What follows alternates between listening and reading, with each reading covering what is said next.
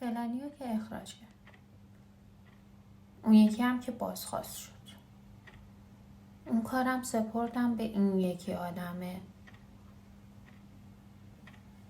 پس چرا باز من مشکل دارم تو کسب و کارم؟ چرا درست نمیشه؟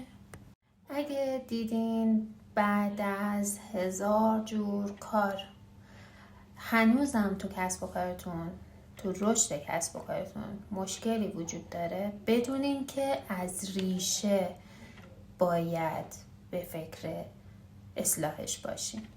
یعنی شما از اولش، از قسمتی که بیزنس پلنتون رو داشتین میریختین، برنامه‌ریزی داشتین برای شروع کسب و کارتون، یه اشکالاتی رو داشتین که لحاظ نکردین. باید حتما بیزنس پلنتون رو یه باز بینی داشته باشین بهش و بر اساس اون عیب و اشکالات، نقاط قوت و ضعف، تهدیدها و فرصت‌ها رو دوباره لحاظ کنین.